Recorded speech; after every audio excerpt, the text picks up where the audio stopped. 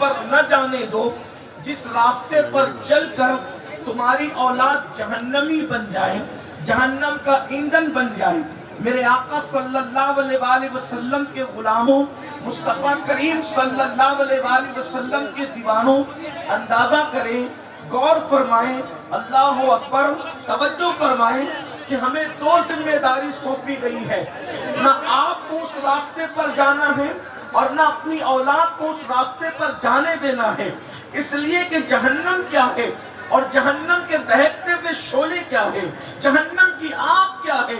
اللہ اکبر، اللہ رب العزت نے کن کہہ کر اتنا بڑا آسمان پیدا کیا ہے، کن کہہ کر اتنی بڑی زمین پیدا کی ہے، کن کہہ کر کے پوری کائنات پیدا کی ہے، لیکن جب جہنم کی بات آئی تو اللہ کے رسول صلی اللہ علیہ وآلہ وسلم، صادق و مصدوق غیب کا نبی صلی اللہ علیہ وآلہ وسلم ارشاد فرماتے ہیں جہنم کیا ہے؟ 3000 سال تک کی اللہ نے جس کی آگ کو بھڑکایا اسے جہنم کہتے ہیں۔ اللہ اکبر، 3000 سال تک کے اللہ کے رسول علیہ السلام فرماتے ہیں جہنم کی دہکتی ہوئی آگ، اس کی کیفیت یہ ہے، نہ اس میں اجالا ہے، نہ اس میں روشنی ہے، اس میں تاریکی ہی تاریکی ہے، اس میں اندھیرا ہی اندھیرا ہے۔ اللہ اکبر، جہنمیوں کو جب زنجیر سے باندھ کر عذاب دیا جائے گا تو اس زنجیر کی ایک کڑی اگر کسی پہاڑ پر رکھ دی جائے تو پہاڑ ریزہ ریزہ ہو جائے۔ جہنمیوں کو جو پسینہ نکلے گا اس پسینے کا اندازہ کون کرے؟ اللہ کے رسول غیب کا نبی صلی اللہ علیہ وآلہ وسلم ارشاد فرماتے ہیں کہ جہنمیوں کا جو پسینہ ہے اگر وہ احد پہاڑ پر ایک قطرہ ڈال دیا جائے تو احد پہاڑ بھی پگھل جائے۔ جہنمیوں کے پسینے کا یہ عالم ہے، وہ پہاڑ کو پگھلا دے، ایک قطرہ پسینہ پہاڑ کو پگھلا دے، احد پہاڑ جیسے پہاڑ کو پگھلا دے۔ جب جہنمیوں کے پسینے کا یہ عالم ہے تو جہنم کی آگ کا عالم کیا ہوگا، جہنم کے دہکتے ہوئے شعلوں کا عالم کیا ہوگا۔ اللہ پاک اپنے بندوں سے محبت کرتا ہے، اسی لیے تو ایمان والوں سے کہا قُوْ أَنفُسَكُمْ وَأَهْلِيكُمْ نَارًا، اپنے آپ کو بھی جہنم سے بچانا اور اپنی اولاد کو بھی جہنم سے بچانا، مطلب اس راستے مت جانا جس راستے پر چل کر کے تم جہنمی بن جاؤ، تمہاری اولاد کو اس راستے نہ جانے دینا جس راستے پہ چل کے تمہاری اولاد جہنمی بن جائے۔ کتنی حیرت کی بات ہے، اللہ رب العزت نے کئی مقامات پر جہنم سے بچنے کا حکم دیا، اولاد کو بچانے کا حکم دیا، لیکن افسوس کی بات تو یہ ہے آج ہم نے اپنے آپ کو بھی جہنم کے راستے پر ڈال دیا ہے، اپنی اولاد کو بھی جہنم کے راستے پر ڈال دیا ہے۔ میرے بھائیوں مجھے بتاؤ، میری بہنوں مجھے بتاؤ، اللہ اکبر، وہ کون سا گناہ ہے، وہ کون سا جرم ہے جو آج ہم کرتے نظر نہیں آ رہے ہیں؟ اللہ اکبر، آئیے میں آپ کو بتاؤں، اللہ میرے آقا صلی اللہ علیہ وآلہ وسلم کو جب امت کے جرائم یاد آتے ہیں، امت کے گناہ یاد آتے ہیں تو حضور علیہ السلام کی آنکھوں میں آنسو آ جاتے ہیں۔ حضور علیہ السلام جہنم کی آگ کو دیکھ چکے تھے، جہنم کے دہکتے ہوئے شعلوں کو دیکھ چکے تھے، اس لیے اللہ کے رسول علیہ السلام امت کے گناہوں کو یاد کر کے آنسو بہاتے ہیں۔ کبھی کبھی آنکھیں سوج جاتی ہیں، کھڑے کھڑے کبھی کبھی پیروں میں ورم آ جاتے ہیں۔ ام المومنین سیدہ عائشہ صدیقہ رضی اللہ تعالیٰ عنہ عرض کرتی ہیں یا رسول اللہ بس بھی تو کیجئے، آپ کتنا رو رہے ہیں؟ میرے آقا ارشاد فرماتے ہیں عائشہ میری امت بہت گنہگار ہے، میری امت کے لیے مجھے رو لینے دیا جائے۔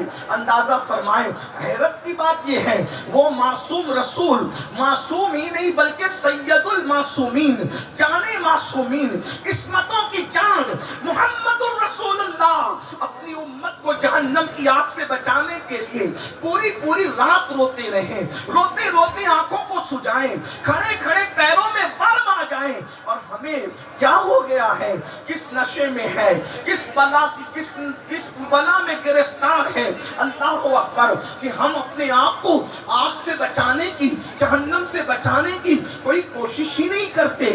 ہم تو ایسے گناہوں میں ڈوبے ہیں، اور ایک فکر ہے ہمارے پاس، ارے مولانا سب چلتا ہے، ارے مولانا سب چلتا ہے۔ یاد رکھنا، اور اچھی طرح یاد رکھنا میرے بھائیوں، میری بہنیں بھی یہاں موجود ہیں، میں ان کی توجہ چاہتا ہوں، میں ان کی توجہ چاہتا ہوں۔ اللہ اکبر، غور فرمائیں۔ اللہ بہنیں سوچتی ہے کہ جو ہوگا قیامت میں دیکھا جائے گا، بھائی سوچتے ہیں ارے مولانا سب چلتا ہے۔ ایک بات میں آپ کو بتاؤں، اللہ بے نیاز ہے، اس کی شان بے نیازی سے ڈرنا چاہیے۔ اللہ بے نیاز ہے، اس کی خفیہ تدبیر سے ڈرنا چاہیے۔ قرآن میں سب بیان ہو چکا۔ قرآن پڑھتے نہیں، نابینے تو پڑھ سکتے ہیں، قرآن نہیں پڑھتے۔ موبائلوں پر وقت تو لگا سکتے ہیں، قرآن پہ نہیں لگا سکتے۔ کیا قرآن میں یہ نہیں ہے؟ قرآن کی تفسیر میں جب اللہ پکڑ کرنے پر آتا ہے تو پھر نبی کی بیوی کی بھی پکڑ کر لیتا ہے۔ آپ غور تو فرمائے نہ ذرا۔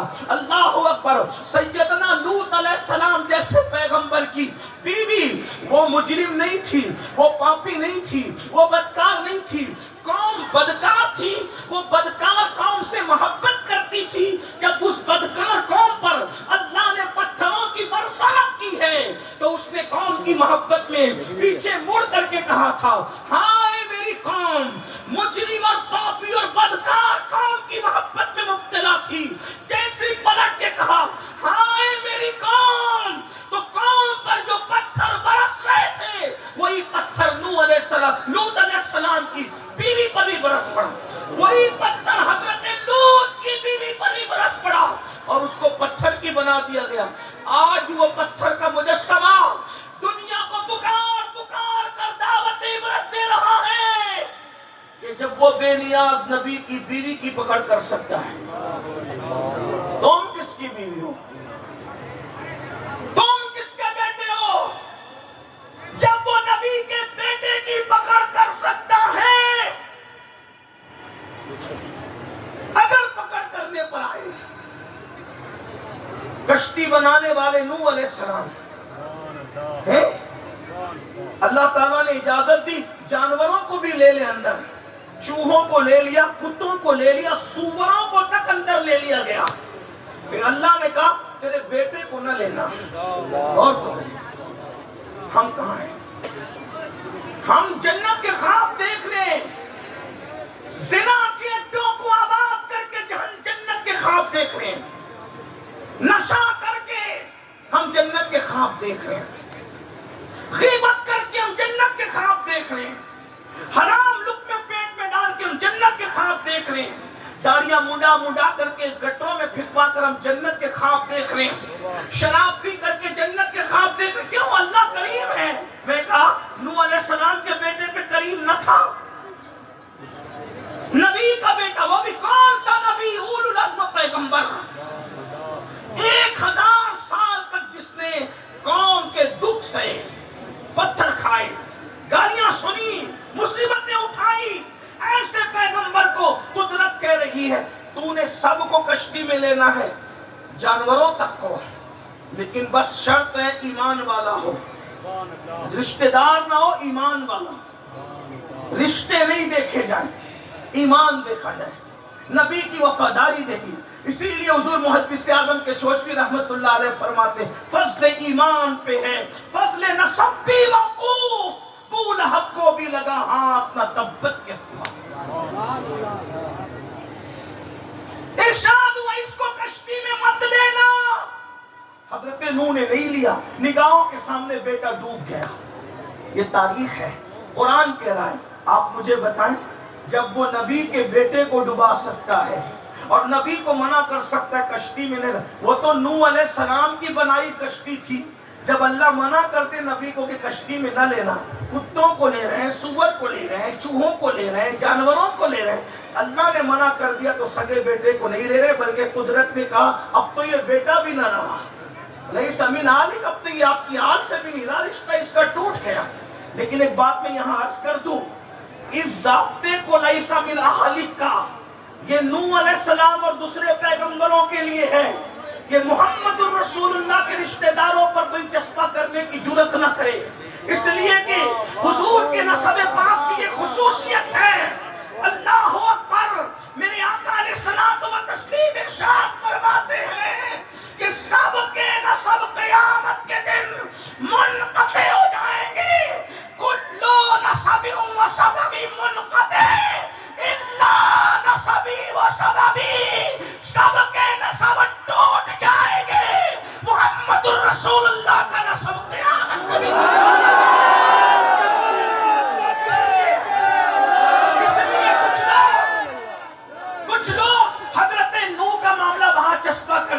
نوح علیہ السلام کے بیٹے کے لیے ضرور کہا لیسا من اہل، لیکن محمد الرسول اللہ کے نسب کے شان چھوڑا، پھر وہ نسب مصطفیٰ الگ ہے، لوگوں کو اس کو جو ہے وہ اس کو یہاں پر نہیں، اس لیے میں نے تھوڑی وضاحت کر دی، اس لیے کہ آج لوگ افراط و تفریط کا شکار ہیں۔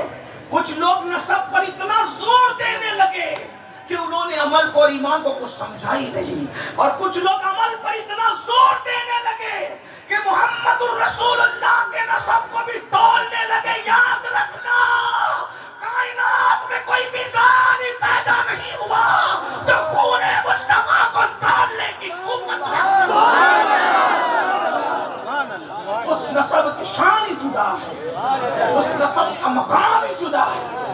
اللہ اکبر، تو عرض یہ کر رہا تھا کہ نوح علیہ السلام کو منع کر دیا، بنائی تھی نوح علیہ السلام کی کشتی، منع کر دیا اللہ نے، حضرت نوح نے داخل نہیں کیا۔ یہ شان نوح ہے، جب اپنی بنائی ہوئی کشتی میں اللہ منع کر دے تو اپنے بیٹے کو داخل نہیں کرتے، اللہ کی بنائی ہوئی جنت میں پھر ہم یہ سوچتے ہیں کہ ہمارے پیر صاحب ہمارا ہاتھ پکڑ کر لے کر چلے جائیں گے، حالانکہ ہم سود کے دھندے کرتے ہوں گے پھر بھی پیر صاحب ہاتھ پکڑ کے لے جائیں گے، ہم نشہ کرتے ہوں گے پھر بھی پیر صاحب ہاتھ پکڑ کے لے جائیں گے، ہم زنا کرتے ہوں گے پھر بھی پیر صاحب ہاتھ پکڑ۔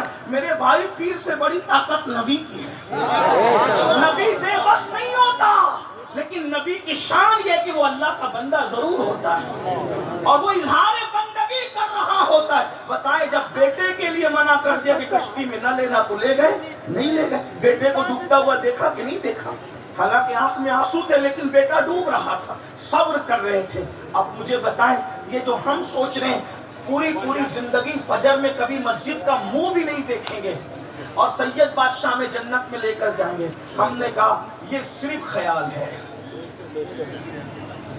کیونکہ جس سے رسول اللہ بیزار ہے اس سے سید بادشاہ راضی نہیں ہے۔ اب آپ کہیں گے کہ جب سید بادشاہ راضی نہیں ہے تو پھر ہم یہاں کہ ہماری مرادیں کیسے پوری ہوتی ہیں؟ میں نے کہا یہ آل نبی ہیں، یہ تو باپ کے قاتل کی مراد بھی پوری کر دیتے دنیا کے اعتبار سے، یہ تو باپ کے قاتل کی مرادیں بھی پوری کر دیتے دنیا کے اعتبار سے، لیکن آخرت میں فیض تو صرف اسی کو ملے گا جس سے راضی رہتے ہیں۔ مجھے کیا روایت یاد آ گئی، اگر مرادیں پوری ہوتی تو یہ نہ سمجھنا کہ راضی ہیں، ناراض لوگوں کے لیے یہ لوگ مرادیں پوری کرتے ہیں کیونکہ سید ہیں۔ بات سن لے، توجہ، بات آئی۔ ایک مرتبہ امام حسین کے قاتلوں میں سے قاتل مدینہ منورہ آیا، مدینہ طیبہ آیا، اور آنے کے بعد مدینہ طیبہ میں جب اس نے قدم رکھا تو اہل مدینہ نے سب کے سب اپنے دروازے بند کر لیے۔ توجہ آپ کی، سب نے اپنے دروازے بند کر لیے، اور جب دروازے بند کر لیے سب نے، کسی نے نہ کھانے کو پوچھا نہ پینے کو پوچھا، ناراض سے سب کے دروازے بند ہو گئے۔ لیکن امام زین العابدین سید سجاد عابد بیمار امام مظلوم، جن کا دروازہ بند ہی ہمیشہ رہتا تھا، کسی کے لیے کھولتے نہیں تھے، بات چیت کسی سے نہیں کرتے تھے، رونا صرف رونا تھا، یا تلاوت تھی اور آنسو تھے، یا عبادت تھی اور آنسو تھے۔ کسی نے دروازے پہ دستک دی، امام نے دروازہ کھولا، آنے والا خوشی خوشی کہتا ہے امام فلاں ابن فلاں قاتل امام حسین جو قتل میں شریک تھا آپ کے بابا کے، مدینے کی زمین پر اس نے اپنے ناپاک قدم رکھے تو اہل مدینہ نے اس کو کیا سزا دی؟ سب نے دروازے بند کر لیے، نہ رہنے کے لیے مکان ہے، نہ کھانے کے لیے کھانا ہے، نہ پینے کے لیے پانی ہے، کچھ نہیں، ذلیل ہو رہا ہے۔ وہ ذلیل ہو رہا ہے، اس کو لے آ. سب نے دروازے بند کر لیے, اس کو لے آ, اس لیے کہ ہے قاتل بابا کا, مگر وہ آیا ہمارے نانا کے گھر. آپ نے دروازہ کھول دیا, دسترخوان لگایا, کھانا کھلایا, پانی پلایا, کھا پی کر کے کہا کتنے دن قیام ہے تاکہ رہنے کا انتظام بھی ہو جائے. اس نے کہا او علی, آپ کا اصل نام امام زین العابدین کا علی ہے, او علی ابن حسین, یہ مدینے والوں نے مجھے پہچان لیا اس لیے دروازے بند کر لیے. آپ نے مجھے شاید نہیں پہچانا اس لیے اتنی مہربانی کر رہے ہیں. امام کی آنکھوں میں خون اتر آیا. آپ نے فرمایا یہ مدینے والے کربلا میں تھے؟ کہا نہیں. کہا جو نہیں تھے انہوں نے پہچان لیا اور جو موجود تھا وہ نہ پہچانے؟ بھئی جنہوں نے تجھے وہاں نہیں دیکھا تھا انہوں نے پہچان لیا, میں تو وہاں موجود تھا. تو وہی ہے نا, تیرے ہی تو کہنے پر معصوم علی اصغر کے حلق پر تیر چلا تھا. تو وہی ہے نا کہ علی اکبر کے سینے پہ گھوڑے دوڑتے وقت تو خوشیوں سے تالیاں پیٹ رہا تھا. زینب کی چادر لٹ رہی تھی تو خوشی کر رہا تھا. سکینہ کے چہرے پہ جب تماچے مارے جا رہے تھے تو تجھے ایک کیف و سرور, تو وہی ہے فلاں بن فلاں ہے نا تو. امام نے جب اس کو یاد دلایا, اس نے کہا آپ نے جب اتنی گہرائی سے پہچانا تو پھر یہ احسان. فرمایا یہ ہمارے خاندان کی ریت ہے. ہم گھر آنے والے کو نہیں دیکھتے, جو بھی چوکھٹ پہ آتا ہے اس کو نواز دیتے ہیں, کیونکہ یہ زہرا کے گھر کی روایت ہے. کچھ تو نے کیا وہ تیرے نسب کی نحوست تھی, جو میں نے کیا یہ میرے خاندان کی روایت ہے. انتقام تو اللہ نے لینا ہے, لیکن آ گیا ہے چوکھٹ پہ تو تیرا کام کر دیا. آپ سے پوچھنا, سید بادشاہ اگر نواز رہے ہیں یہ مت سوچنا کہ جوئے کا سٹے کا دھندا کر رہا ہوں پھر بھی خوش ہے. نہیں, یہ لوگ بغیر خوش ہوئے بھی دنیا دیتے رہتے ہیں, لیکن آخرت میں تو ہاتھ اسی کا پکڑیں گے جس کے لیے اللہ اجازت دے. اب آپ سے پوچھتا ہوں, قرآن کہہ رہے قُوا أَنفُسَكُمْ وَأَهْلِكُمْ نَارًا, ہم نے پوری زندگی کو جہنم کے راستے پہ ڈال دیا اور پھر سوچ رہے ہیں کہ یہ بچائیں گے یہ بچائیں گے. وہ لوگ سب بچانے کی قوت رکھتے ہیں, مجھے انکار نہیں ہے, لیکن اپنے کرتوت تو دیکھو, اپنے اعمال تو دیکھو. میں چند باتیں پڑھتا ہوں, میرے پاس صرف مختصر سا وقت ہے. میرے بھائیوں, اپنے آپ پر رحم کرو, اپنے حالات پہ رحم کرو, اپنی زندگی پہ رحم کرو. اللہ اکبر, ہم نے اعمال جہنمیوں کی طرح بنا لیے, بلکہ ہماری فکر سوچ فرعون کی طرح, نمرود کی طرح, بخت نصر کی طرح, قانون کی طرح, ہم نے اپنی زندگی کو قارون اور فرعون کی طرح گزارا ہے. آپ کو پتا ہے کہ اللہ کے رسول کا یہ فرمان تمہارے کانوں تک نہیں پہنچا, جو شخص نماز چھوڑ دے گا, ذرا توجہ کرنا, جو شخص نماز چھوڑ دے گا, بہنیں بھی توجہ کریں, مشہور روایت ہے, کوئی نئی روایت نہیں پڑھنے لگا ہوں, لیکن توجہ کرنا. میرے آقا فرماتے ہیں جس نے جان بوجھ کر نماز چھوڑی وہ قیامت کے دن فرعون کے ساتھ اٹھے گا, وہ حامان کے ساتھ اٹھے گا. آپ ذرا غور تو کریں. اور ابی ابن خلف جس کو رسول اللہ نے قتل کیا, رحمت للعالمین نے پوری زندگی کسی کو تماچا بھی نہیں مارا. یہاں جن کو معلوم ہے ان کو معلوم ہے, جن کو نہیں معلوم ہے وہ سن لیں. پھر کہتا ہوں جس کو دکھ رہا ہوں وہ بھی سن لے, جس کو نہیں دکھ رہا وہ بھی سن لے, لیکن کچھ کہے نہیں, توجہ کریں. حضور علیہ السلام نے اپنی پوری 63 سالہ زندگی میں صرف ایک ہی آدمی کو قتل کیا ہے. ذرا غور کریں, وہ رحمت للعالمین جو کسی پر ذات کے لیے غصے میں بھی نہیں آتے, جب انہوں نے کسی کو قتل کیا ہوگا تو وہ کتنا بد نصیب ہوگا. دنیا کے دو انسان سب سے بد نصیب ہوتے ہیں, ایک جو نبی کو شہید کرتا ہے وہ, اور دوسرا جس کو نبی قتل کرتا ہے وہ. غور کیجئے. اور پھر نبیوں میں بھی کون سا نبی جو پتھروں کے لیے بھی رحمت ہے, جو درختوں کے لیے بھی رحمت ہے, جو جانوروں کے لیے بھی رحمت ہے, جو کافروں کے لیے بھی رحمت ہے. انہوں نے قتل کیا. لیکن ایک بات بتاؤں, اب آپ کے دماغ میں سوال اٹھ سکتا ہے, جب وہ رحمت للعالمین نے تو قتل ایک کو کیا تو کیوں کیا؟ میں نے کہا قتل بھی کیا نا تو شان رحمت للعالمین کے ساتھ قتل کیا. توجہ ہے؟ قتل انسان کیسے ہوتا ہے؟ تلوار پیٹ میں گھونپ دی جاتی ہے, گردن اڑا دی جاتی ہے, ٹکڑے کر دیے جاتے ہیں. سنا کہ نہیں سنا؟ حضور علیہ السلام نے ابن خلف کو کیا کیا پتہ ہے؟ صرف اپنا نیزہ لیا اور اس کو ہلکا سا چبو دی, بس چبو دی. یعنی قتل میں بھی رحمت للعالمین کی شان ہے. صرف نیزہ چبویا ہے, پورے میدان میں تڑپتا پھرتا تھا. ابو جہل نے تانا دیا, او نامرد, انہوں نے کیا کیا ہے؟ صرف نیزہ چبویا, تڑپ رہا ہے, زخم تو دکھتا نہیں. تو اس نے کہا ابو جہل تو عقل سے کام لے, تو کہتا ہے کہ صرف نیزہ چبویا ہے. ارے یہ نہیں دیکھتا چبویا کس نے. جس کے اشارے ناخن سے چاند ٹکڑے ہوتا ہو, وہ جب کسی کو نیزہ چبو دے, فرمایا واللہ وہ اتنا طاقت والا ہے, نیزہ چبونا تو دور کی بات, اگر وہ تھوک دیتے تو بھی میں قتل ہو جاتا. پوری زندگی میں ایک ہی آدمی کو قتل کیا, اس کو ابن خلف کہتے ہیں. اور بے نمازی کس کے ساتھ اٹھے گا؟ فرعون, حامان اور ابن خلف, جس کو حضور نے قتل کی. اتنا بدترین آدمی. کون اٹھے گا؟ بے نمازی. ذرا غور کرو کون ہو. رسول اللہ کے ساتھ اٹھو گے؟ ہم تو یہ خواب دیکھ رہے ہیں ہم مریں گے تو حضور سراہنے لینے آئیں گے. بھائیوں, نماز چھوڑو گے تو ان کے ساتھ قیامت میں بھی اٹھنا نصیب نہیں ہوگا. میں بطور بددعا نہیں کہہ رہا ہوں, یہ حدیث ہے.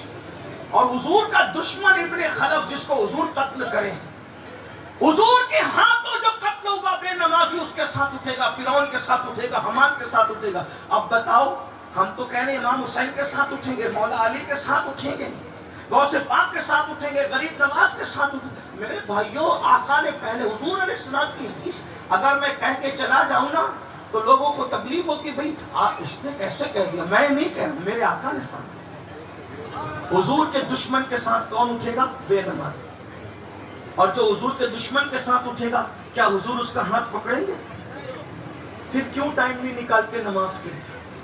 کتنے لوگ ہیں جو عشاء پڑھ کر آئے ہیں, ہاتھ مت اٹھانا, کسی کو ذلیل کرنا مقصد نہیں. کتنے لوگ ہیں جو عشاء پڑھ کے ہیں اور جانے کے بعد جو فجر پڑھیں گے؟ کچھ نہیں. جلسے میں تو 3 گھنٹے بیٹھ سکتے ہو, 10 منٹ کا ٹائم مسجد میں آ کر نماز کے لیے نہیں نکال سکتے, کیونکہ آپ کو یہ سبق پڑھا دیا گیا ہے نا, پیر نے بخشوانا. میں تو لوگوں کو یہ کہتا ہوں, میرے بھائیوں, پیران پیر غوث پاک تو بے نمازی کو مومن بھی نہیں سمجھتے ہیں. قادریت کی ڈگری میں نے نہیں دینا ہے, کپڑا پکڑ کے قادریت کی ڈگری کسی کو ملنی نہیں ہے. لوگ ناراض ہوتے ہیں مجھ سے, میں کہتا شوق سے ہوں. اپنے بھی خفا مجھ سے ہیں, بیگانے بھی ہیں ناخوش, میں زیر حلاحل کو کبھی کہہ نہ سکا طنز. میں بھی کہہ سکتا ہوں نا آ کر کے کہ تم سب جنتی ہو, لیکن میں آپ کی خوشی کی بات نہیں کہوں گا, کیونکہ مجھے پتا ہے کہ میں نے بھی مرنا ہے, اور اللہ کو میں نے بھی مر کر جواب دینا ہے, منہ دکھانا ہے. میں یہاں تو تمہاری خوشی کی بات کہہ لوں گا کہ تم جنتی ہو, لیکن وہاں میں کیا منہ دکھاؤں گا. اللہ اکبر. سیدنا فاروق اعظم جیسی ہستی, جس کو رسول اللہ جنت کی بشارت دیں, وہ کہتے ہیں اگر قیامت میں اعلان ہوگا سب جنت میں جائیں گے, ایک جہنم میں جائے گا, تو اس دن عمر ڈرے گا کہ وہ جہنمی میں ہی تو نہیں. اور اگر اس دن اعلان ہوا کہ سب جہنم میں جائیں گے, ایک جنت میں جائے گا, تو پھر امید بھی ہے کہ میں امید کروں گا کہ انشاءاللہ وہ جنتی میں ہی تو نہیں. امید اور خوف کا یہ عالم ہے. ہم تو امید لگا کر کے بیٹھے ہیں. تو میرے بھائیوں, جب تک نماز کا دامن نہیں پکڑو گے, سید بادشاہ کا دامن بھی ہاتھ میں آنے والا نہیں ہے, غوث پاک کا دامن بھی ہاتھ میں آنے والا نہیں ہے, امام حسین کا دامن بھی ہاتھ میں آنے والا نہیں ہے. پوری زندگی فجر میں مسجد کا منہ نہیں دیکھتے میرے بھائیوں. نماز ترک ہو رہی ہے, کسی کو کچھ پڑی نہیں ہے, 500 کی نوٹ گم ہو جائے, پورا دن موڈ آف رہتا ہے, لیکن فجر چلی جائے, کبھی جو رینگتی ہے گالوں پر, کانوں پر, بالوں پر, کبھی ماتھے پر شکن آتا ہے, बकरी गुम हो जाए तो औरतें रो पड़ती मेरी बकरी गुम हो गई। बकरी गुम होने पे मेरी बहन तू रोई है, क्या कभी नमाज छूटने पर भी तेरी आंख में आंसू आए हैं? बता तो सही। ये बकरी कब्र के अंदर नहीं आएगी, और नमाज तेरी कब्र में तेरा दिल बहलाने के लिए तेरे साथ आने वाली है। जो दुनिया में छूट जाना है उसके लिए इतनी कोशिशें हैं, और जो कब्र में साथ आना है उसके लिए कोई कोशिश नहीं। कुरान ने जिम्मेदारी दी है उ अनफुसकुम व अहलिकुम नारा, इसलिए नमाज की पाबंदी करो। और एक बात आपको बताऊं, हम नमाज पर इसलिए जोर देते हैं, लोग कहते हैं यार जब देखो जब ये लोग नमाज की बात करते हैं, ये नमाज की बात तो दूसरे लोग करते थे। मैंने कहा वो दूसरे लोगों ने हमारे बुजुर्गों से चोरी चुपके ये सारी नेमतें चुराई थी। उनको क्या नमाज और उनकी क्या नमाज? नमाज तो हमारे बुजुर्गों ने पढ़ी है ना। मैं कहता हूं लाओ किसी मसलक के अंदर ऐसा नमाजी जिसने 40 साल तक के इशा के वुजू से फजर की नमाज। मेरा चैलेंज है, मौलवी बता सकते हो, मुफस्सिर बता सकते हो, मुनाजिर बता सकते हो, 100 कार्ड मुजद्दिद भी ला सकते हो, हकीमुल उम्मत भी ढूंढ के ला सकते हो, लेकिन वल्लाह ऐसा नमाजी जिसने 40 साल तक इशा के वुजू से फजर पढ़ी है, वो सुन्नियों के मसलक के अलावा आपको किसी और मसलक में नजर नहीं आता। और वो मेरे नबी का बेटा है जिसे दुनिया शेख अब्दुल कादिर जिलानी हो।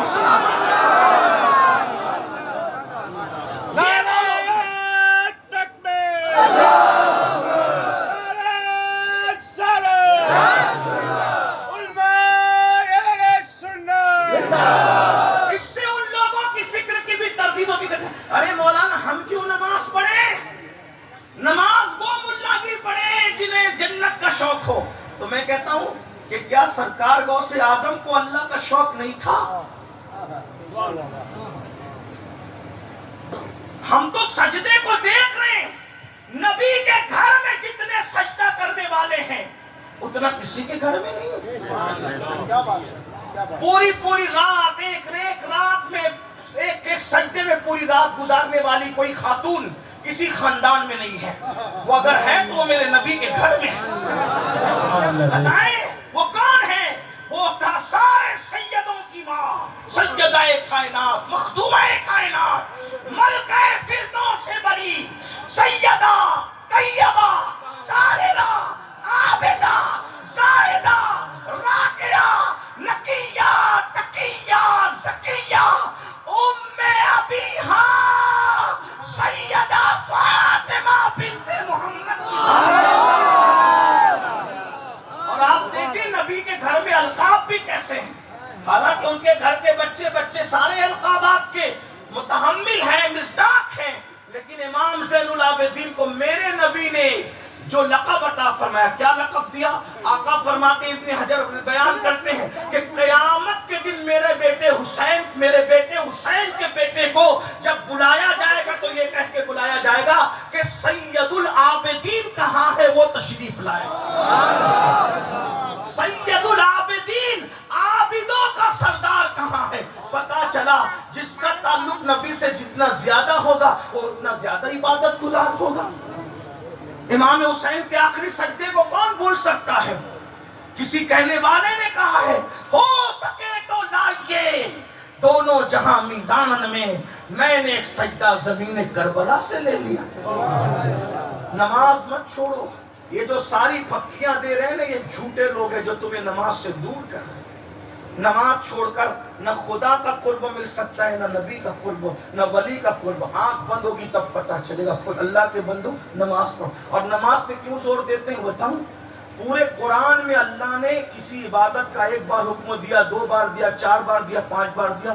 तन्हा नमाज वो इबादत है जिसका हुक्म पूरे कुरान में कमो बेश अल्लाह ने 700 मरतबा दिया। कितनी मरतबा?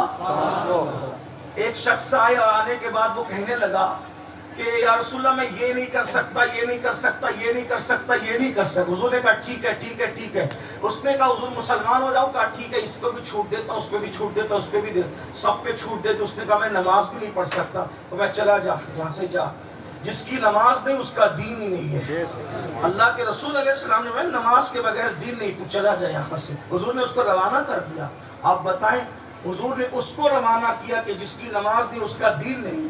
آپ مجھے بتائیں ہمارے پاس نماز کا ہے؟ پوری زندگی ہم فجر نہیں پڑھ رہے, جمعہ کی 2 رکعت پڑھ کے بھاگ جاتے. بلکہ ایک بات آپ سے عرض کرنا چاہتا ہوں, باتیں اب بہت سی ذہن میں آتی ہیں لیکن بات کو اینڈ کرنے لگا ہوں. کیا کہ نماز وہ عبادت ہے, نماز جس کی شان یہ ہے کہ جو نمازی بنتا ہے وہ گناہوں سے خود بخود دور ہونے لگتا ہے. قرآن کہتا ہے ان الصلاۃ تنہا عن الفحشاء والمنکر, بے شک نماز ہر برائی اور بے حیائی سے روکے. دوسری اور آخری بات ہے, ماں باپ کے فرما بردار بن جاؤ. آخری بات, دوسری, پہلی بات نماز کے بارے میں کہہ دیا, دوسری بات ماں باپ کے فرما بردار بن جاؤ. ایک بات آپ سے میں کہوں, میں دنیا دار تو دنیا دار, ان پڑھ جاہل لوگوں کو تو اپنی جگہ, دیندار طبقے کو بھی میں دیکھ رہا ہوں کہ ماں باپ کی فرما برداری ان کے اندر جیسی ہونی چاہیے ان کے اندر نہیں ہے, الا ماشاءاللہ. ہم کیا سمجھتے ہیں, ماں باپ کی خدمت کا مطلب عید پہ کپڑے بنا دو, 3 ٹائم کا کھانا کھلا دو اور ان کو گھر دے دو. بڑی معذرت کے ساتھ برا لگے تو معاف کرنا, یہ خدمت تو آپ گھر میں برتن جھاڑو کرنے والے کی بھی کر دیتے ہیں. ٹکڑا روٹی کا دے دیا, کپڑا دے دیا, رہنے کی جگہ دے دی. ایک بات اور کہوں, اور برا مت ماننا, روٹی کا ٹکڑا تو لوگ کتے کو بھی دے دیتے ہیں. اگر ماں باپ کو روٹی کھلائی تو کیا کیا؟ ماں باپ کو گھر میں چوروں کی طرح اور مظلوموں کی طرح رکھتے ہیں لوگ. 8 سال کے بچے کو گھر میں مشورہ دینے کا حق ہے. 8 سال کے بچے کو مشورہ دینے کا حق ہے, ماں باپ کو مشورہ دینے کا حق نہیں. اور اگر ماں باپ کوئی مشورہ دے تو جوان لڑکے اور لڑکیاں کہتی ہیں ارے تم بڈھے ہو گئے, تمہیں کیا سمجھتا ہے. یہ حال ہے. اور اللہ کے رسول علیہ السلام نے 1450 سال پہلے پیشین گوئی فرمائی تھی, غیب کی خبر دی تھی کہ اس وقت تک قیامت نہیں آئے گی جب تک ماں اپنے آقا کو جنم نہیں دے گی. یعنی ماں کا بیٹا اس پر جیسے آقا اپنی کنیز پہ حکومت کرتا ہے. اس کا مفہوم الگ الگ محدثین نے بہت شرح کے ساتھ بیان کیا, سب اقوال نہیں پڑھتا, لیکن ایک قول یہ, جیسے آقا اپنی کنیز پر حکومت کرتا ہے ویسے بیٹے اپنی ماؤں پر حکومت کریں گے. جیسے کنیز آقا سے ڈرتی تھی ویسے مائیں بیٹوں سے ڈرے گی. ہو نہیں رہے, دیکھ لیجئے, بیوی کو اتنا خوف نہیں ہے شوہر کا جتنا ماں کو بیٹے کا خوف ہے. ماں باپ اپنی بات رکھ نہیں پاتے اپنے بچوں کے سامنے, ڈرتے ہیں. یہ حالات ہو گئے. چوروں کی طرح, غلاموں کی طرح, مظلوموں کی طرح آج ہم نے اپنے گھروں میں اپنے ماں باپ کو رکھا ہے. یہ ماں باپ چور نہیں ہے, غلام نہیں ہے. اگر آپ کو اس کا احساس کرنا ہے تو کر لے. ایک ماں 9 مہینے تک بچے کو پیٹ میں رکھتی ہے. پیٹ میں رکھنے کا مطلب کیا ہے میرے بھائی؟ اللہ نہ کرے کبھی تجھے وہ دن اللہ دکھائے تیرے گردے میں پتھری ہو جائے, اتنی سی پتھری جو 4-5 mm کی ہو اور اس کا درد اٹھے. کئی مرد زمین پہ ہم نے لوٹتے ہوئے دیکھے, 4-5 mm کی پتھری گردے میں ہو جائے. گردہ سیف رہتا ہے, گردے میں حرکت نہیں رہتی. توجہ کر, گردے میں گردہ پیک رہتا ہے اندر سے, اس میں حرکت نہیں رہتی. لیکن پھر بھی 4-5 mm کی پتھری سے مردوں کو میں نے زمین پہ جب لوٹ پوٹ کرتے دیکھا ہے. 3-3 کلو کا بچہ وہ نازک ماں اپنے شکم میں لے کر کے گھومتی ہے. پتھری گردے کے اندر گھوم نہیں سکتی, لیکن ماں اپنے اس گھومنے والے بچے کو 9 مہینے تک اس بوجھ کو اٹھاتی ہے. اور جب اس بوجھ سے وہ سبکدوش ہونا چاہتی ہے تو ہر سیکنڈ کبھی وہ موت کے منہ میں جاتی ہے, کبھی موت کے منہ سے باہر نکلتی ہے.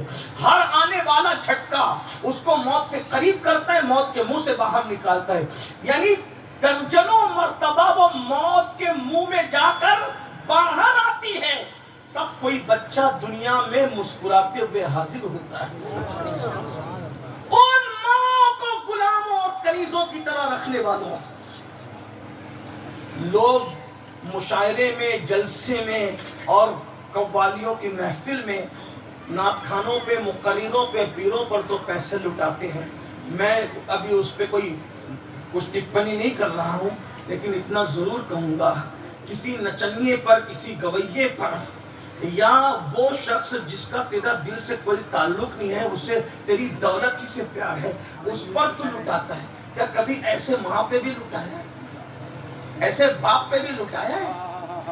مسجد بنانے سے زیادہ ثواب، مدرسہ بنانے سے زیادہ ثواب، حج پہ خرچ کرنے سے زیادہ ثواب، عمرہ پہ خرچ کرنے سے زیادہ ثواب، کسی کو صدقہ دینے سے زیادہ ثواب۔ اگر سب سے زیادہ ثواب کہیں خرچہ کرنے پہ ملتا ہے، پہلے نمبر پہ تمہارے ماں باپ ہے۔ ماں باپ پہ خرچ کرنے سے زیادہ کسی میں ثواب نہیں ملتا۔ اگر تم یہ خواب دیکھ رہے ہو مسجد بنا لوں گا، بنا لو مسجد، اگر ماں باپ ناراض ہے مسجد بنانا تیرے کچھ کام نہیں آئے گا۔ میرے بھائی، ماں باپ ناراض ہے تو اللہ کے رسول فرماتے ہیں شہید ہونا بھی تیرے کام نہ آئے گا۔ شہید ہو کر بھی وہ جنت میں نہیں جائے گا جس کے ماں باپ اس سے ناراض ہے، مگر چونکہ ہوا شہید ہے اس لیے جہنم میں بھی نہیں جائے گا۔ جنت اور جہنم کے درمیان ایک مقام ہے جس کو آراف کہا جاتا ہے، وہاں رکھا جائے گا۔ یہ حدیث علامہ سید نعیم الدین مراد آبادی نے خزائن العرفان میں لکھی ہے، اور اللہ رب العزت اس کے ماں باپ کو جب تک راضی نہیں کر لے گا شہید کے لیے جنت کے دروازے نہیں کھلیں۔ آپ سے پوچھتا ہوں، جب شہید ہو اللہ کے لیے مر کے بھی جسے جنت نہ ملے، توجہ، اللہ کے لیے مر کے بھی جسے جنت نہ ملے، وہ ماں باپ کا نافرمان بیٹا ہے۔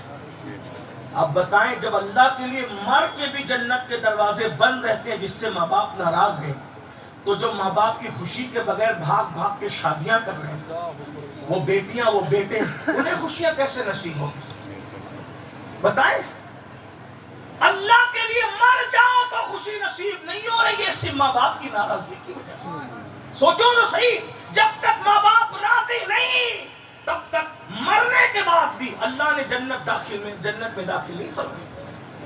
آج کل تو یہ فیشن بن گیا، ماں باپ کچھ کہے چپ ہو، خاموش ہو، تمہیں کیا سمجھتا ہے؟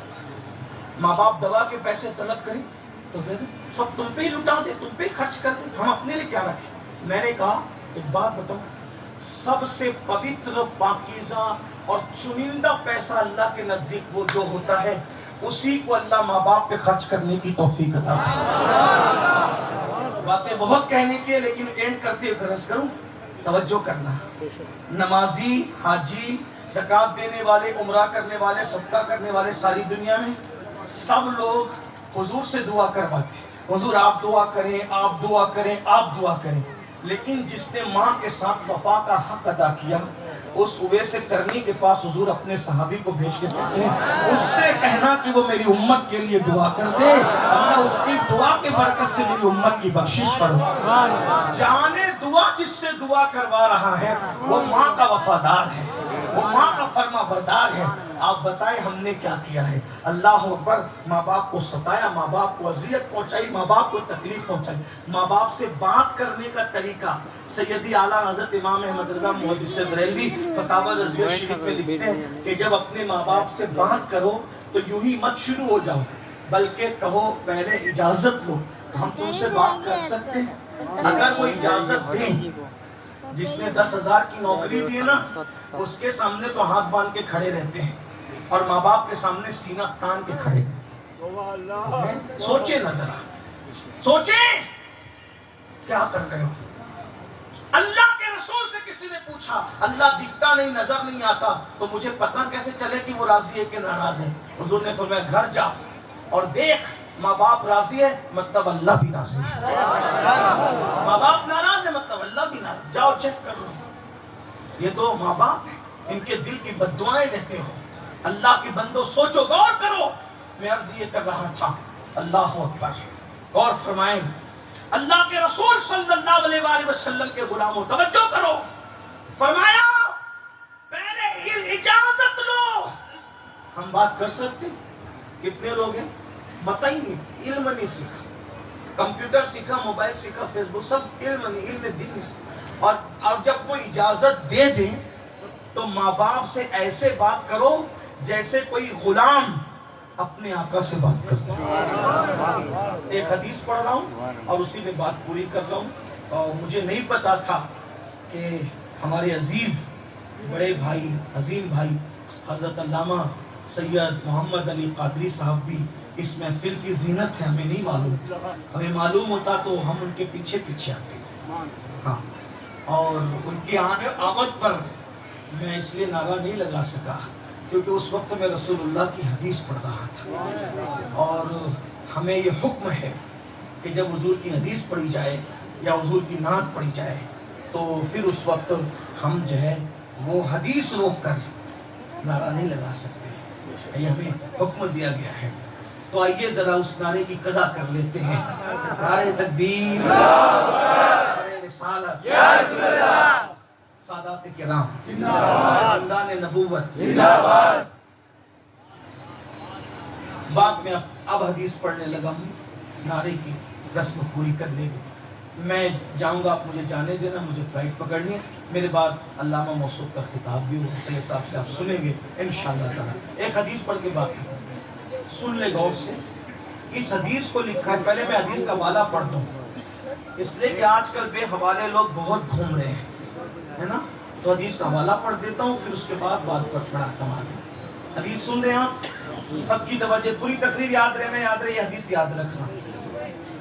इस हदीस को लिखा है फकीह अबुल लैथ समरकंदी ने, और उसका मफहूम ये है, अल्लाह के रसूल अलैहिस्सलाम फरमाते हैं, क़यामत के दिन मुझे कोई बंदा इतना दुखी नहीं करेगा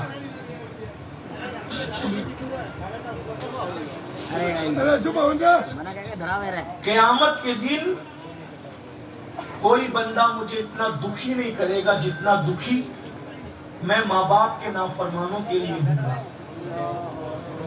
अब जरा गौर से सुन लें, इस पे बात पूरी कर रहा हूँ, सबकी तवज्जो, नौजवानों की खास तवज्जो। आप लोग बहुत अच्छे से सुन रहे हैं। कौन सा नाम है आपके गांव का? शिवगंज वालों, गिरद नवाज से आने वालों, सैयद बादशाह के गुलामों और सैयदों के सच्चे गुलामों, तवज्जो से अच्छे से सुन रहे। बहनें भी, बेटियां भी सुने। आका इस्लाम फरमाते हैं सबसे ज्यादा मुश्किल मरहला किनके लिए होगा? माँ बाप के नाफरमानों के लिए।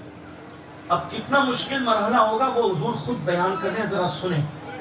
इसमें दो बातें निकल के आएगी कि मरहला कितना मुश्किल होगा, और दूसरी बात ये निकल कर आएगी सामने कि माँ बाप से भी ज्यादा अगर हमसे कोई प्यार करता है तो वह आमीना का लाल प्यार करता है। हाँ, इसलिए हमें भी माँ बाप से ज्यादा किससे प्यार करना चाहिए? अल्लाह के रसूल अलैहिस्सलाम से प्यार करना चाहिए। आका फरमाते हैं क़यामत का दिन होगा, मैं सजदा करूंगा, और सजदा करूंगा, सब बख्श दिए जाएंगे, सबकी बख्शिश होगी, सिवाय उन लोगों की जिनको अल्लाह न चाहे। उनमें से वो तबका होगा जिससे उनके माँ बाप नाराज होंगे। यानी अल्लाह के रसूल ने सजदा कर लिया है, हुजूर का सजदा हो गया है, और हुजूर अलैहिस्सलाम सजदे करने के बाद अल्लाह ने मैं सर उठाइए और आप जिसको चाहे बख्शवाइए। अल्लाह ने सबको बख्श दिया, सब जन्नत में चले गए। माँ बाप के नाफरमानों को अभी बख्शा नहीं गया। आका फरमाते मैं जन्नत में रहूंगा तो मुझे याद आएगी अचानक मेरे उन उम्मतियों की जो जहन्नम में रह गए थे माँ बाप की नाफरमानी की वजह से। उनकी आवाजें मेरे कान में आएगी चीखने चिल्लाने की, तो तवज्जो उधर होगी, तो मैं बेचैन हो जाऊंगा, और बेचैन होकर के मैं फिर दूसरा सजदा करूंगा। मैं कहूँगा अल्लाह उसे बख्श दे उन लोगों को। अल्लाह फरमाएगा महबूब आप तकलीफ न करें, आप सर सजदे से उठाएं, वो माँ बाप के नाफरमान है, उन्हें बख्शा नहीं जाएगा। फिर आका फरमाते हैं कि मुझे यानी कि मेरे ज़हन से उनको निकाल दिया जाएगा, फिर मैं जन्नत की बहारों में रहूंगा। फिर अचानक वो मुझे याद आएंगे, और याद आने के बाद फिर मैं सजदा करूंगा, और फिर मैं सजदा करूंगा, अल्लाह उन्हें बख्श दे। अल्लाह फरमाएगा महबूब वो माँ बाप के नाफरमान है, आप उनके लिए तकलीफ न फरमाएं। आका फरमाते हैं फिर 3 बार सजदा हुजूर का। फिर उसके बाद मेरे आका फरमाते हैं मैं अल्लाह से अर्ज़ करूंगा मौला वो माँ बाप के नाफरमान है, उनके लिए क्या फैसला है? अल्लाह फरमाएगा जब तक उनके माँ बाप उन्हें माफ नहीं करेंगे मैं उनको जहन्नम से नहीं निकालूंगा। आका फरमाते हैं मैं अल्लाह से कहूंगा अल्लाह उनके माँ बाप कौन है, किसके माँ बाप मुझे बता, मैं उनके पास जाता हूँ। आका माँ बाप को नहीं पढ़ी, वो तो मजे ले रहे हैं जन्नत में, हुजूर को फिक्र है। आका फरमाते हैं अल्लाह से मैं अर्ज़ करूंगा कि मौला मुझे बता उनके माँ बाप कहाँ हैं, मैं उनके पास जाऊंगा। और उन लोगों को जमा कर कहूंगा देखो तुम्हारे बच्चे जहन्नम में जल रहे हैं, उन पे चाबुक पड़ रहे हैं, उनकी आंखें बह रही है, वो जहन्नम के अजाब में मुब्तला है, उनको माफ कर दो। वो कहेंगे या रसूल अल्लाह आप पे हमारे माँ बाप कुर्बान, बहुत दुख दिए उन्होंने हमें, मरने दो उन्हें, जलने दो उन्हें, बर्बाद होने दो उन्हें। हुजूर वो खाते थे, हम भूखे रहते थे, वो अच्छे अच्छे कपड़े पहनते थे, हमारे बदन पे पेवन होती है ना, 5-5 हजार की जींस खरीदते हो और बाप के लिए 500 का ड्रेस। जब पिकनिक पर जाते हो, कॉफी पीने के लिए, चाय पीने के लिए, पार्टी करने के लिए, हर दोस्त जेब में हाथ डालता है, मैं दूंगा मैं दूंगा मैं। ये किसके लिए? ये बाजारी झूठी इज्जत के लिए। दोस्तों में कि मैं कितना सखी हूं, हर दोस्त चाय के बाद हाथ डालता है मैं दूंगा। और बाप का बिल देने की बात आती है तो दवा खाने में झगड़ा होता है, वो भाई बोलता है तू दे, वो भाई बोलता है तू दे, वो भाई बोलता है तू। यही है ये हालात, ये हमारे हालात है। वो माँ बाप कहेंगे आका उन्हें जलने दीजिए, उन्हें मरने दीजिए, उन्हें बर्बाद होने दीजिए। वो खाते थे, हम भूखे रहे, वो अच्छे अच्छे कपड़े पहनते थे, हम पेवन में रहे, हमें तकलीफ थी, वो आराम में रहते थे। अरे अपने कमरे में एसी लगाने वालों, माँ बाप को गर्मी में मरने के लिए छोड़ दिया। हक तो ये था, हक तो ये था कि जो माँ बाप पेशाब वाले बिस्तर से सर्दी में हमें उठाकर अपने सीने पे लिटाते थे या सूखे बिस्तर पे सुला के खुद गीले पे सूखते थे, आज हमारी जिम्मेदारी थी कि एसी मेरे कमरे में लगने से पहले मेरी माँ के कमरे में, नरम गद्दा मेरे घर में आने से पहले, मेरे कमरे में लगने से पहले मेरी माँ के कमरे में, मेरी बीवी की पसंद के ड्रेस से पहले मेरी माँ की पसंद का ड्रेस आता। मैं बच्चों को पिकनिक पर गार्डन में बाद में ले जाता, पहले अपने माँ बाप को ले जाता। क्यों? माँ बाप का दिल नहीं है, माँ बाप का दिल नहीं। सारी राहतें, इज्जतें, सारे ऐश तुम्हारे और तुम्हारे बच्चों के लिए। जिन माँ बाप ने अपनी जवानी को तश दिया हमारे लिए, उनके लिए क्या किया हमने? वो माँ बाप कहेंगे हुजूर उनको जलने दो, मरने दो। आका फरमाएंगे काम करो, तुम्हें ऐसे महसूस नहीं होगा, मैं बतौर मफहूम पढ़ रहा हूँ तो ऐसे महसूस नहीं होगा। एक काम करो, अल्लाह के रसूल अलैहिस्सलाम अल्लाह से कहेंगे मौला वो जो मालिक है ना जहन्नम का दारोगा, उसको बोल मौला के ये दरवाजा खोले और इनको दिखाएं कि क्या हो रहा है। अल्लाह फरमाएगा महबूब आप जो हुक्म करे वो आपका हुक्म मानेगा, वो आपका महकूम है, आप जो कहना। हजरत मालिक से हुजूर कहेंगे, मालिक जहन्नम का दरवाजा खोलेंगे और उनके माँ बाप देखेंगे कि वो जहन्नम की आग के दरख्तों के उनके बच्चे उल्टे लटके हुए, उनको गूजे से मारा जा रहा है, उनका गोश्त झड़ रहा है, उनके बेटे बह रहे हैं। इस कैफियत में देख के वो तड़प जाएंगे और तड़प करके हुजूर से कहेंगे हुजूर हमने तो अपने बच्चों को बहुत मुसीबत में देखा, ये कैसे बख्शे जाएंगे? हुजूर फरमाते हैं अल्लाह ये पूछते कैसे बख्शे जाएंगे? अल्लाह फरमाएगा तुम माफ कर दो तो मैं भी माफ कर दूंगा। अल्लाह के रसूल अलैहि सलाम फरमाते हैं जब उसके माँ बाप उसको माफ करेंगे तब अल्लाह उसको माफ फरमाएगा। ये है माँ बाप। हुजूर अलैहि सलाम के एक सजदे में सब बख्शे जाएंगे और माँ बाप के नाफरमानों के हुजूर फरमाते हैं मैं 3 सजदे करूंगा, 3 सजदे। अल्लाह पाक फरमाएगा महबूब आप तकलीफ ना फरमाए, आप प्यारे हो ना, हुजूर की बात रद्द नहीं होगी, लेकिन माँ बाप के गद्दारों को सजा ये दी जाएगी। इसलिए दोनों बातों से तौबा कीजिए, बेनमाजीपन से भी और माँ बाप की नाफरमानी से भी। और आज से अहद कीजिए अभी यहाँ से उठने से पहले सबसे पहला काम, जिन्होंने इशा नहीं पढ़ी वो पहले इशा पढ़ें, फजर भी जाके पढ़ें। कल से नमाज नहीं शुरू करना, आज से अभी से शुरू करना। और मेरे आका की मिलाद का महीना तो शुरू हो गया, जहाँ चांद दिखा वहाँ शुरू हो गया, जहाँ ऐलान हुए वहाँ शुरू हो गया, जहाँ नहीं हुए वहाँ ऐलान होने के बाद शुरू होगा। ये शुरू तो हो गया, हुजूर की मिलाद आ गई, ईदों की ईद आ गई, सारी ईद जिसपे कुर्बान है वो ईद आ गई। तो ये ईद का पहला तोहफा हुजूर को क्या देंगे? नमाज की पाबंदी का वादा इंशाअल्लाह पढ़ेंगे, इंशाअल्लाह सब वादा करें। मिलादुन नबी ये इस तरह से उठा के रखे, हुजूर को गवाह बना इंशाअल्लाह, नाज़िर नबी को गवाह रखोगे इंशाअल्लाह, नमाज की पाबंदी रखोगे इंशाअल्लाह। या रसूल अल्लाह करम फरमा दे, हाथ उठाना हमारा काम है, लाज रखना आपके करम पर है या रसूल। दूसरी बात, जिनके माँ बाप जिंदा हैं पहला काम जाके ये करेंगे उनको मनाएंगे, اور اس کے بعد ان سے اونچی آواز سے بات نہیں کرنا، ان کو دکھی مت کرنا، ان کو ناراض مت کرنا۔ اگر بہن کے گھر چھوڑایا تو اپنے گھر لے کر آنا۔ ایک مرتبہ میں مہاراشٹر کے ایک چھوٹے سے دیہات میں تقریر کر رہا تھا ماں کی فضیلت پر۔ ایک غیر مسلم بندہ چلتے پھرتے وہاں کہیں بیٹھ گیا، اور اس کے بعد اس نے جب میں نے رسول اللہ کی امی کا ذکر کیا، وہ بیٹھ کے سنتا رہا۔ اس کے بعد دوسرے دن ہمارے برانچ کے نگراں کے پاس اس نے کہا یار وہ کون سا مولانا آیا تھا تمہارے نبی کی ماں کا ذکر کر رہا تھا، تو میری ماں کا مجھے اتنا پیار آ گیا، میں نے بہن کے گھر پہ پہنچا رکھا تھا، میں اس کو واپس لے کر کے میری ماں کو بھائیو، جب غیر مسلموں کے دل پر رسول اللہ کی امی کے صدقے میں یہ اثر ہوتا ہے، تو کیا ہم اپنی ماں کو اپنے گھر میں نہیں لا سکتے؟ اور لا کے ان کو بڈھی بڈھے کی طرح مت رکھنا، اپنی ماں کو بادشاہ کی طرح رکھو، اپنے باپ کو بادشاہ کی طرح رکھو۔ اور ایک میں نے کل بھی کہا تھا، آج بھی ایک آخری بات کہہ دیتا ہوں، آج سب چاہتے ہیں، مجھے بھی آپ سب کو ایک ہی فکر ہے، میری اولاد میری وفادار، سب کو فکر ہے میری اولاد میری وفادار، میری اولاد میری وفادار، سب کو یہ فکر ہے۔ اتنا مضبوط تعویذ دے کے جا رہا ہوں، اس سے مضبوط گارنٹیڈ تعویذ میرے پاس نہیں ہے۔ کیا؟ ایک ہی بات، تم اپنے ماں باپ سے وفا کرو، انشاءاللہ تمہاری اولاد تم سے وفا کرے۔ مجھے اپنی ذات پہ بھروسہ نہیں ہے، آمینہ کے لال کے فرمان پہ یقین ہے۔ آقا فرماتے ہیں کما تدین و تدان، تم جیسا کرو گے ویسا ہی پاؤ گے۔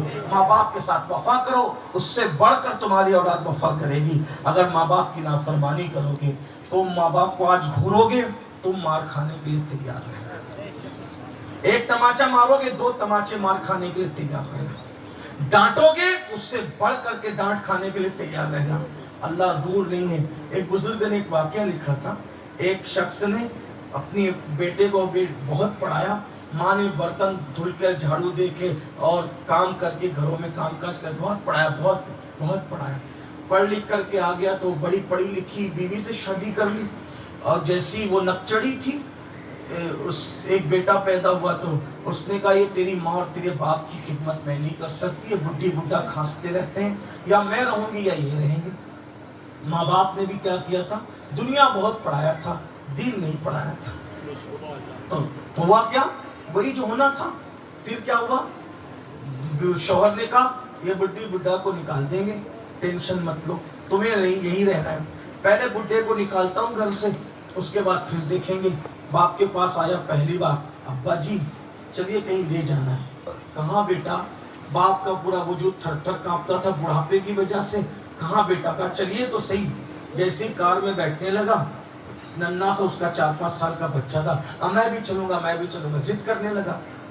بچے کی محبت میں بٹھا لیا، لے گیا دور جنگل میں، اور باپ کو ایک درخت کے نیچے بٹھایا اور بٹھا کر ایک کمبل دیا، اور کمبل دے کر کے کہا اچھا ابا آخری ملاقات ہے، اب چلتا ہوں۔ وہ بیٹا کہاں؟ بولے میری بیوی کو آپ کی کھانسی سہن نہیں ہوتی، برداشت نہیں ہوتی، اب اس نے گھر سے نکالنے کے لیے کہا، میں نے آپ کو نکال دیا، اب اپنی ملاقات اپنی ہوگی بابا۔ باپ کو اس کے آنکھوں کے نیچے تو اندھیرا چھا گیا، کیا بیتی ہوگی اس میں، کیا بیتی ہوگی؟ یہ جب تم کسی کا دل دکھاتے ہو تمہیں پتہ نہیں چلتا، جب تمہارا دل دکھایا جائے گا تو تمہیں پتہ چلے گا کہ دل دکھانا کہتے کس کو۔ اور حضور فرما چکے کما تدین و تدان، جیسا کرو گے ویسا بھرو گے۔ بس جیسی کمبل دے کر کے بیٹا پلٹنے لگا تو باپ ہوتا، آنکھ میں آنسو تھے۔ پوتا دوڑتے دوڑتے باپ کی انگلی چھوڑ کر کے جاتا ہے اور دادا سے کمبل لیتا ہے، اور کمبل لے کر کے اپنے باپ سے کہتا ہے اس کے 2 ٹکڑے کیجیے۔ اس نے کہا ارے ایک کمبل اس کو بھی پورا نہیں پڑے گا، 2 کیوں کرواتا ہے؟ کہا 2 اس لیے کرواتا ہوں کہ ایک آدھا دے کر دادا کو، آدھا ساتھ لے جاؤں گا، آج آپ جوان ہو کل بڈھے ہو جائیں گے تو دنیا کو بتاؤں گا کہ میرے باپ نے میرے دادا کو ایک کمبل دے کے گھر سے نکالا تھا، اور میں تمہیں صرف آدھا کمبل دے کے گھر سے نکالا۔ تب بیٹے نے باپ کی آنکھ کھول دی کہ میں نے بیٹا نہیں بلکہ باپ پیدا کیا ہے، اور پھر وہ باپ کے قدموں پہ گرا، معافی مانگ کر کے پھر گھر لے جانے کے لیے تیار ہو گیا۔ اس لیے ظلم مت کرو، کتوں پہ بھی ظلم کرو تو اللہ اس کی بھی سزا دیتا ہے۔ سیدنا مولا کائنات نے بہت پیاری بات فرمائی تھی، میرے مولا मौलाए कायनात ने कहा था, अल्लाह कुफ्र करने वालों को तो मोहलत दे देता है, लेकिन जुल्म करने वालों को अल्लाह मोहलत नहीं देता।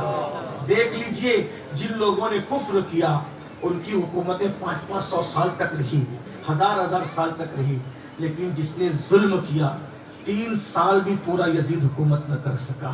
कुफ्र वालों को मोहलत मिलती है, जुल्म वालों को मोहलत नहीं मिलती। इसलिए जुल्म मत करना। कुत्तों पे जुल्म करो तो बर्बादी आती है, जो माँ बाप पे जुल्म करे उसका अंजाम क्या है। इसलिए बुराई कर, बुरा होगा, भलाई कर, भला होगा। कोई देखे न देखे और खुदा तो देखता होगा। कमा तदीन व तुदान। अल्लाह हम सबको तौफीक दे, गुफ्तगू के दरमियान कोई गलती तो अल्लाह माफ़ कर दे। अस्तगफिरुल्लाह रब्बी मिन कुल्लि ज़ंबि व अतूबु इलैह। कोई उठना नहीं भाई, कोई उठना नहीं। ऐसी में